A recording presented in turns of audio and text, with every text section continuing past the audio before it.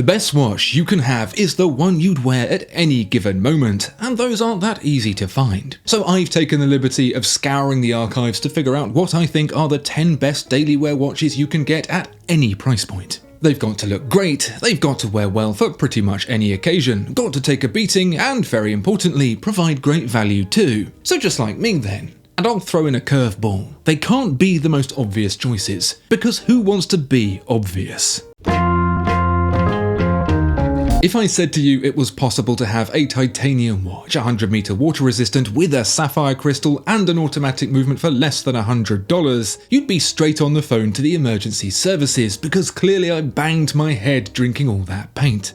But before you have the men in white jackets come to get me, take a look at this. It's the Boderry Voyager, and it does all the things I promised you but a few sentences earlier for less than $100. So long as you pick one up during the semi-permanent sale, you'll actually have $3 change, which should be enough to post me a thank you card. The Voyager comes in the field watch style, and for those of you watching from the city, a field is just a city that doesn't know it yet. The 40mm titanium case is blasted to a matte finish and fitted with an offset crown at 4 o'clock. There's a selection of dials, with my favourite being the claret red, which takes me back to my time growing up on Brick Lane running errands for a local pig farmer. The choice between date or day date comes courtesy of the Seiko NH36 movement, a tough, reliable workhorse from the shores of Japan. If you're feeling extra flush, there's a matching bracelet for $50, and I'm pretty sure the Voyager would look smarter than a dog with a tie and glasses on a leather strap. Why is it called Voyager? Boderry is not a Scandi-Irish brand as the name might suggest, but is in fact made in China and will therefore be shipped halfway around the world. It's a little bit of an AliExpress breakout brand that budget watch buyers have identified as providing great value and quality. The watch is presented in a box shaped like a small shipping container, which is fun because that's exactly how it'll be transported all the way from China. The universe itself is actually stored in a really large shipping container. Scientists say it's shipping containers all the way down. For $500, any sensible, predictable person would tell you to buy a Seiko, and they're probably right. Except that they're wrong, because the king of cheap watches, but not actually that cheap relatively speaking to the normal cost of things when you think about it, is the Citizen, well, it doesn't really have a name. It's part of the Super Titanium EcoDrive series, and despite a comfortably sub $500 price tag, looks ready to get into a ruck with some stuff multiple times the cost. We were first introduced to the idea of Citizen's budget-busting integrated wherewithal with the Seyosa, but apparently the best could be better, and so they came up with this. What they've basically done is switched out the automatic movement for Citizen's proprietary EcoDrive cores, which, like a pink Brit on a Marbella beach, draws energy from the sun. The money saved in the engine room is redistributed on deck for a watch that looks, to be frank, way too f***ing good for the price. If they wanted to start a fight, they've got a war. There's a small seconds and a cryo variant too, but really the entry model in blue, green or copper is all you need. There's a foil texture to the dial and a metallic finish on top of it, which in combination with the mix of brushed and polished finishes on the 39.5mm case and standard bracelet, elevate the watch to must-have status. Doesn't matter if you're so rich you can't remember where you parked your yacht, you've got to have one of these. Let's talk a bit more about the dial. We all know what Citizen is doing here. They're trying to knock Grand Seiko off its perch by offering the nature-inspired textures we've seen for thousands at mere hundreds. It's the Corvette to Grand Seiko's Ferrari, or should that be GTR to Grand Seiko's LFA? Thanks to the slim EcoDrive caliber, the watch measures in at less than a centimetre thick, giving the sapphire crystal less to worry about as it sits snugged up against the wrist, whilst the titanium is coated in Duratect, giving it enhanced protection from scratches for a long-lasting shine that's smooth and fresh. Duratect, the best a watch can get. If you've ever thought, I love the look of a Bell & Ross dial, but why is it in a Boderry shipping container? Then allow your eyes to be drawn to this, the Sinn 556A, which is basically a Bell & Ross once you've peeled it. Well, actually, a Bell & Ross is a 556A with a big coat on, because it was Sinn that helped Bell & Ross get started with its aviation instrument watch company's thing. Whilst Bell & Ross is just pretending, Sinn itself actually made aviation instruments, and the 556A is an evolution of that, more toolish than James Corden in a frock made of wrenches. The specification is simple but robust. Satin stainless steel case, 38.5mm, 11mm thick, water resistant to 200 meters. The dial is matte black with aircraft instrument inspired markers, loomed with a cheeky little date window at 4:30. The crystal is sapphire of course, and power is derived from the Sellita SW200. If you want frills, you're at the wrong party. At a little over $1,000 on the leather strap, the Sinn 556A does not promise extravagance and frippery. It's a warm bed and a hot meal. No chocolate on the pillow, no towel origami swan, just the best night's sleep you've ever had. The 556A is the army buddy who's still got your back, the German shepherd who never leaves your side. If you left the house without it, it would chew its way out and find you. The reason it works so well is because it works so well. It gets straight to the point without tickling your balls along the way. The dial is black with thick white luminescent markers printed on it. Same with the hands. About the only indulgence this watch allows itself is having the maker's mark printed up top. As such, it'll go well with jeans and a t-shirt because it's not shiny and fancy, and it'll go well with a suit because it's crisp and no nonsense. It's your bodyguard, always there but never noticed. To be honest, this thing could probably take a bullet. So for around $2,000 it might be predictable to bring Tudor into the game, but perhaps not the watch I'm thinking of. Tudor really is the bridge between the affordable indie and the mainstream mega brand, providing high quality horology at a value-rich price backed by the biggest name in watches, Rolex. Also, David Beckham has one, so that's cool. Let's describe the ideal daily wear watch first and then see how well the Tudor 1926 slips into that role. First, you don't want too big or too small, and at 36mm, the mid-size 1926 gets that bang on. What's that? Too small. Okay, well there's a 39 and a 41mm version too, so calm your boots. Basically, whatever size works for you, they got. It should also be smart, elegant even, without looking like an imperial tea set. And again, you can fine-tune that to taste. White honeycomb dial with polished blue dial furniture. Or maybe step that up from blue to rose gold. Maybe the honeycomb is a bit too howdy-do for you, so there's black with polished silver hands and markers, and white available too. You know when you're trying to avoid going out to dinner with your partner's work friends and every excuse you can come up with, your partner's got a retort. That's the 1926. Oh, it's probably too thick, you know, with the Sellita SW200. Nope, not even a centimetre. Yeah, but a smarter watch like this usually has the tolerance for water of a rabies patient. Sorry, that bite-sized crown will hold up to 100 meters below sea level. Face it, this is one of the best watches at any price, period. It's basically what Rolex used to make before it came into money and started hanging out with celebrities. It's smart without being flash, sturdy without being bulky, premium without being prissy. Is it the watch you'd sell your children for? No, it's not. And that's what makes it the perfect daily wear. Unless you're Mr. Peanut. You've got more chance of finding fault with Bob Ross than you do with this watch. And even if you try, you're only going to feel bad about it. The plucky little Tudor is doing its darndest to bring classic cool back to the masses with the added reassurance that you could go to an actual shop with actual people to get one.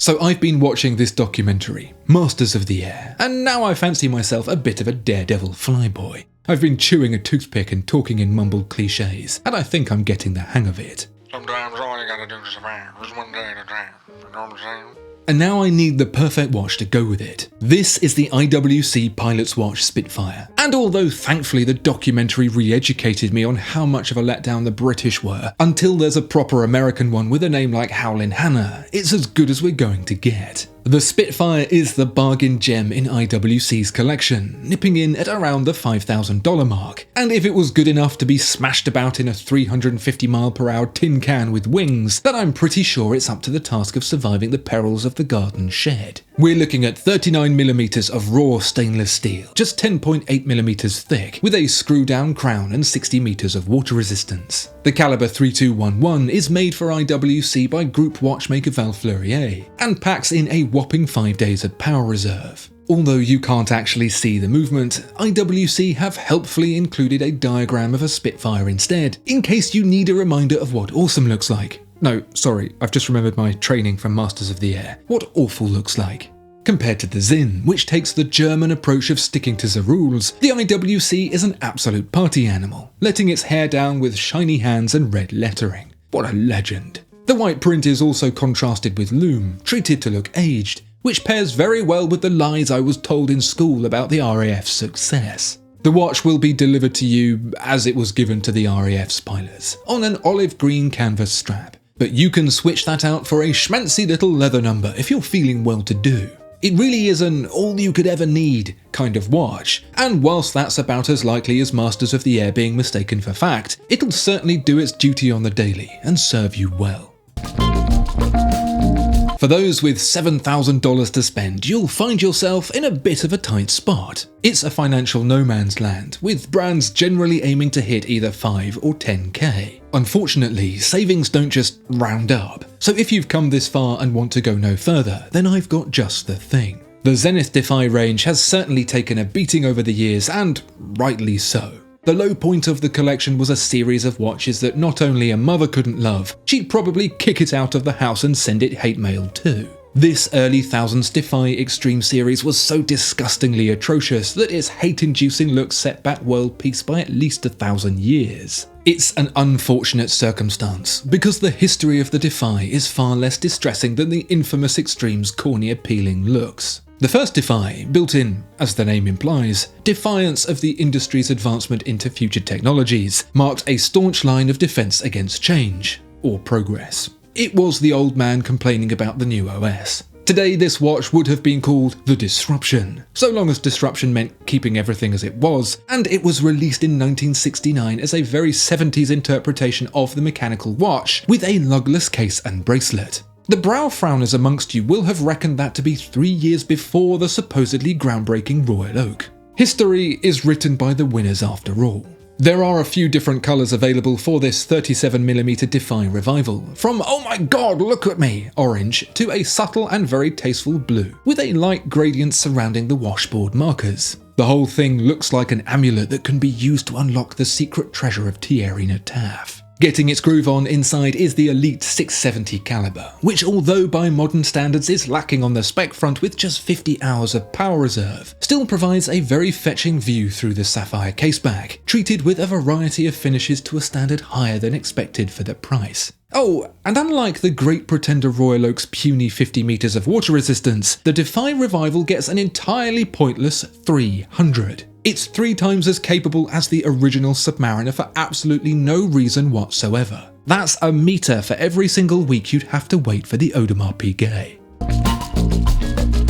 So here we are at a big fat round $10,000. Some might say to spend it here and there, so a handful of seeds in the ground in the hope of a good harvest, so to speak. But then you could also plant just one really big seed and pray for a stonking heifer of an oak instead. The Jaeger-LeCoultre Polaris date is such an oak. Mastering the art of making tiny clocks since 1833, Jaeger-LeCoultre was already contemplating its first midlife crisis whilst Audemars Piguet was busy crowning. As you probably know, young AP came to Daddy JLC cap in hand for an ultra-thin automatic movement for its Royal Oak, and once the neighbour kids Patek and Vacheron heard of JLC's sweet stash, they came scrounging too. Better and cheaper to go straight to the source. If IWC was the all-you-could-ever-need watch, the Polaris date is the all-you-could-ever-want watch as well. Before we even look through the specs, let's just take a moment to enjoy what a fine piece of wrist ass this is. The form factor draws inspiration from the company's dive watches of the 1960s, the internal bezel a far neater approach than just slapping it on the outside. Where Rolex and Blancpain bodged it with an external ratchet mechanism you have to twist yourself like some kind of povo, the JLC's is classy and refined, operated by a separate crown right there on the case side. It is Richard Gere to Rolex's Julia Roberts. Now, be under no false impression, this is not a small watch. At 42mm across and basically 14mm thick, you do need wrists a bit bigger than the person JLC rather confusingly chose to model it. A broom handle would have been a better choice, but compact lugs and a strap that returns quickly see to it that it's more universally enjoyable than the dimensions might suggest. And if the shoe fits, then boy oh boy is Cinderella getting all the balls she can handle. This is classic JLC high quality watchmaking, the textured dial set with a sunburst inner, metal ringed markers filled to the brim with creamy camembert. All the finishes are premium inside and out, with the case crisply brushed and the bevels sharp and glossy. If that's a delicious dinner, then the epic dessert is the Caliber 899, a 70-hour over-engineered weapon that fully lives up to Jaeger-LeCoultre's moniker of the watchmaker's watchmaker. This movement is built with the heft of a nuclear power station, well, one of the good ones at least, and couldn't be more sturdy if it were dipped in concrete. It'll still be running when all that's left is dust and microplastics. It's an unregrettable choice at this price point and incredibly difficult to outclass without spending a lot more. Having said all that, if you buy this instead of a Rolex Datejust, you're probably not well and should see a doctor. I'm going to let you in on a little secret, one of the best everyday watches money can buy. It sits firmly in our $15,000 category, but the reality is it should be competing in the 20s and possibly even 30s. It's the watch brand that, for some reason, just can't catch a break, and that makes it all the more enticing for us watch weirdos. It's the Chopard LUC GMT One, and just to look at, you might wonder where it found an extra $5,000 to spend over the JLC we just saw. Granted, the reason isn't readily visible at first glance, but it's there. You just have to know where to look. Despite the similar twin crown layout to the Polaris, and as the paltry 50-meter water resistance suggests, this watch is no diver. The clue's in the name, GMT One, although the way this GMT operates is a little unusual. The hour hand and GMT hand have no separate adjustment. When one moves, so does the other. Coming to the rescue is the second crown, which operates the inner GMT bezel, which can be spun to the appropriate setting.